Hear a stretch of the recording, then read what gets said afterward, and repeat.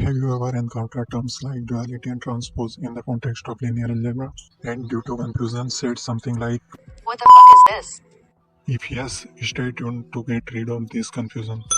If not, still stay tuned anyways. Are you ready to see the hidden connections that bind the fabric of vectors and transformations together? Let's get started. Let's begin with non-square matrices. You can watch 3 blue 1 bronze video on this topic. 3 columns of a matrix means that the matrix transforms 3 basis vectors. And 2 rows means that the vector is transformed on a 2D plane. For a more detailed explanation, you can read this PDF.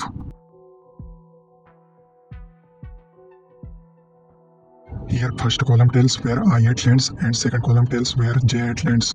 There are 3 rows and 2 columns in this matrix. Just like square matrices, non-square matrices are also linear. This diagram summarizes non-square matrices. An m by n matrix takes n-dimensional vector as input and gives m-dimensional vector as output. These are the definitions of row and column matrices. A column matrix takes a scalar as input and produces a vector as output. Similarly, a row matrix takes a vector as input and produces a scalar as output. Here are some properties of non-square matrices. I am skipping them because there are already many sources explaining this, and that would be a wastage of labor if I explain it again. Here these two definitions are important.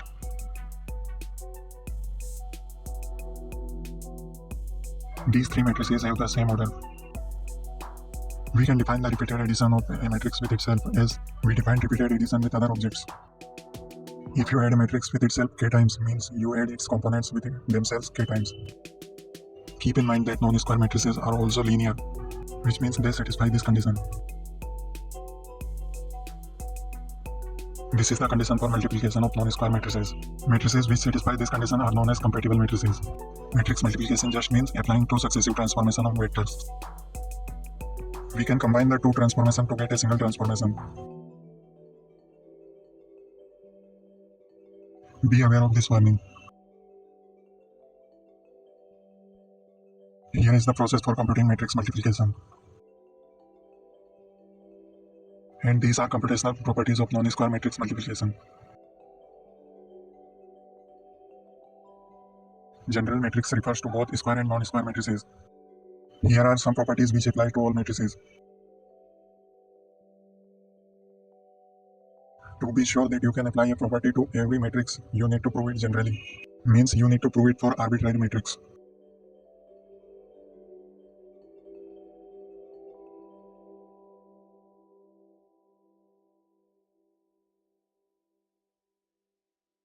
Here is a general form of a matrix, which is written compactly as this. Here I have proved a result generally that matrix addition is commutative. Other results can be proved similarly. This is very important insight.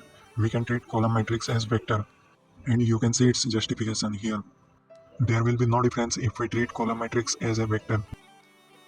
For example, if A is a 3 by 1 column matrix and U is a 3D vector, and their corresponding elements are equal, just like this. Similarly, other entries of matrix A are equal to their corresponding elements of vector U. Then matrix A and vector U will be same. Here is its justification.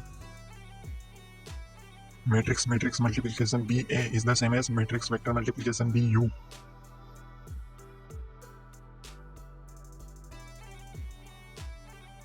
Here the result is proven generally.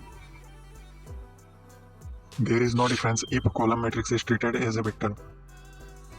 Just like we can treat a matrix with just one column as a vector, we can treat a matrix with multiple columns as collection of vectors.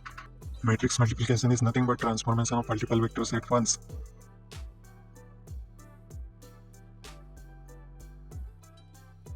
This is the notation of representing collection of vectors. And this is how we write collection of vectors in their components form. This is vector U. And this is vector V. We can easily verify that we can simply write collection of vectors as a matrix.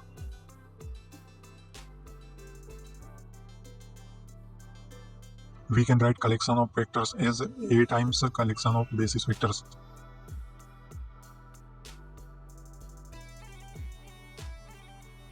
Here is the verification that treating a matrix as collection of vectors doesn't make any big difference. Matrix multiplication is same as transformation of collection of vectors.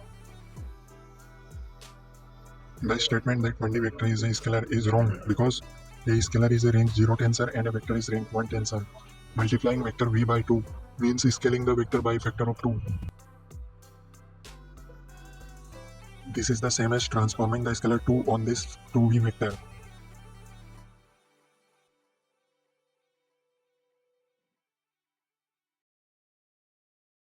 Vecting a scalar just means transforming that scalar to a vector. We can treat 1 by n raw matrix as an n-dimensional operator. The reasoning is similar to treating a column matrix as a vector. We can do everything with a linear operator, which we can do with a vector.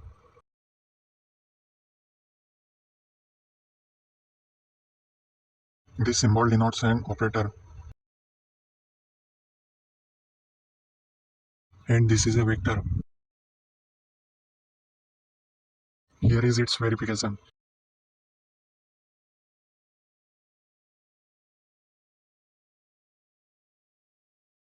Here the reasoning is same too. Matrix is collection of vectors.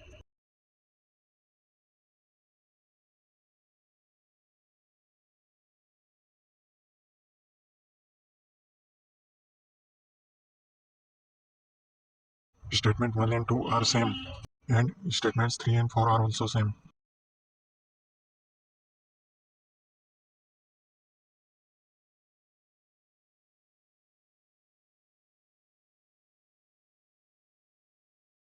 Just like 2D unit vectors are represented by I cap and j cap, 2D unit operators are denoted by I weight and j weight.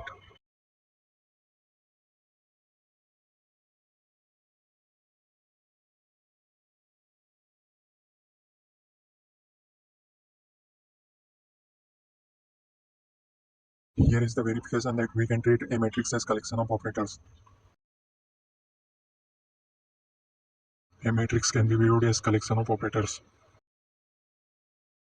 In an operator vector multiplication, an operator is written on the left hand side and vector is written on right hand side. Matrix applied on vector returns another vector and operator applied on matrix return another operator.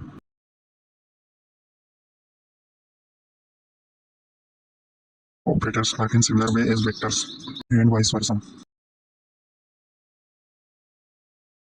Keep in mind that when I use the word operation, I am referring to the basic arithmetic operations. When I use the word operator, I am referring to the operator applied on vector. Operations on operators can be defined in a similar way to operations on vectors, just like we can define operator addition similar to vector addition.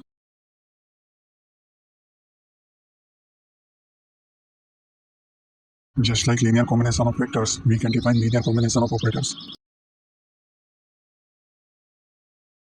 We can define operator subtraction similar to vector subtraction.